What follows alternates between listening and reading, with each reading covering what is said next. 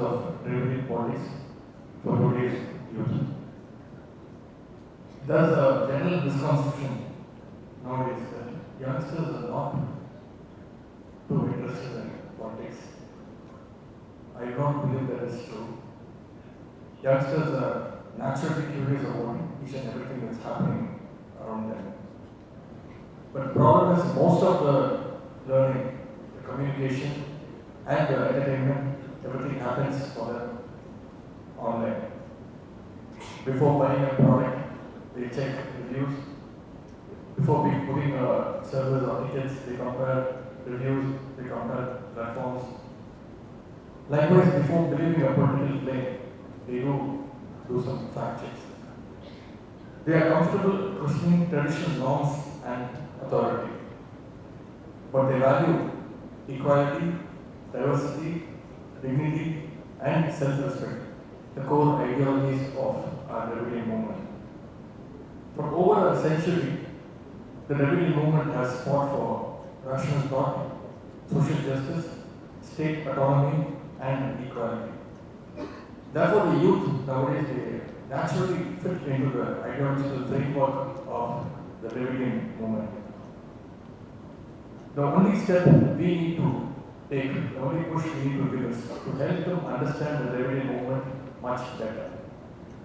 In particular, its contribution and the sacrifices it has made for the social change.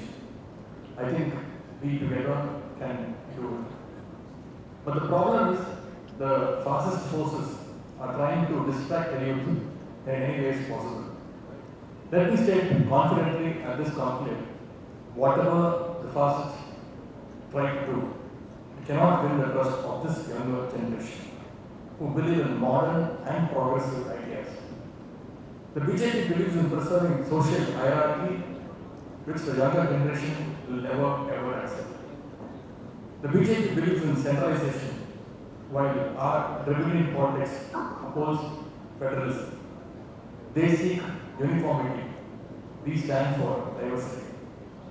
The younger generation well understands this difference. Spreading hatred and polarizing society are BJP's primary strategies for electoral gain.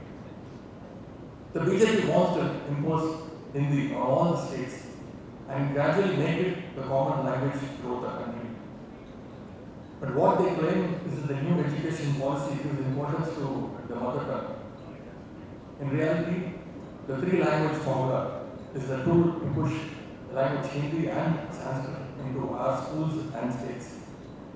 Without respecting the sentiments of Tamil people and without considering the immense sacrifices made to protect the Tamil language, they continue attempting to enforce the three-language formula continuously in Tamil Nadu. When the Union BJP-led government threatened to withhold 3,548 crores due to us, the education funds, our Chief Minister gave a clear reply. Even if you offer 10,000 crore rupees, our Tamil Nadu will never adopt the new education policy, the three-language formula. Our youth will carry forward this resistance. We know that Hindi has pushed many native languages of the northern states to the edge of disappearance. Tamil Nadu leads the nation in upholding and safeguarding the mother language. After we strongly opposed the three-language policy, states such as Karnataka and Maharashtra also voiced their resistance to Hindi imposition. They have reaffirmed their commitment to prioritizing their respective mother tongues, Kannada and Marathi. The BJP continues to push the three-language policy. Yet, when the Prime Minister was here yesterday in Madurai, he spoke in English. The same Prime Minister who's almost in every previous meeting addressed all the gatherings in Hindi chose to speak in English here. That is Tamil Nadu. Tamil Nadu has a way of making even the strongest supporters of Hindi and Sanskrit and the three-language policy speak in English when they stand in our soil. When a language disappears, the culture too disappears with it. Tamil Nadu will never allow that to happen to Tamil. DMK only opposes that spirit and fights the BJP both politically and ideologically with full conviction. Similarly, Dravidian politics strongly advocates reservation for disadvantaged communities in education and employment. Reservation is not a charity nor a favor. It is a constitutional right. It is a remedy for deep social wounds imposed on oppressed communities for centuries. Yet, sections of the allied group who will stick to caste privilege spread falsehoods against reservation. Our youth know that only Dravidian ideology protects their rights, their dignity, and their future. To achieve this, our Dravidian model government has implemented several schemes for the youth empowerment. College students receive 1,000 rupees per month as education assistance through Puduvai Pen and Tamil Puduvai scheme. Our government is providing laptops to 10 lakh students to support advanced learning and the use of AI technology. Under the Non-Mudalvan scheme, we have provided around 50 lakh skill certifications to youth across the state in the last 4.5 years. Nearly 5 lakh students have received job placement orders through the Non-Mudalvan scheme. During the previous government's tenure, there were only 2,000 startup firms in the entire state. However, after our government took control, after 2021, around 12,000 startup firms have been established, 6 times more than the previous regime. In 2011, when the DMK was in power, more than 100 people have cleared the UPSC exams from Tamil Nadu. However, from 2011 to 2021, there was a deep dip in this. In 2021, only 27 candidates from Tamil Nadu cleared the UPSC exams. Therefore, our Honorable Chief Minister launched the Non-Mudalvan Competitive Exams Initiative in 2021. Every year now, we select 1,000 aspirants through a transparent screening test and provide them financial assistance. After the launch of Non-Mudalvan Competitive Examination Center, around 60 students have cleared UPSC exams in 2025. Not only in academics, but also in sports, we are ensuring equal opportunities for our youth. During the last AIADMK regime, they gave just 3 jobs in the 3% reservation quota for athletes. However, since 2021, we have provided around 300 government jobs to athletes who are performing well. Through the Tamil Nadu Champions Foundation, we extend financial assistance to sportspersons even before they participate in the tournaments. After their achievements, we reward them with high cash incentives. We are also giving priority to develop sports infrastructure across the state. During the previous 10-year tenure of the AIADMK government, they allotted rupees 380 crores for development of sports infrastructure in 10 years. But in our DMK regime, in the last 5 years, our Chief Minister has allotted rupees 600 crores for sports infrastructure development alone.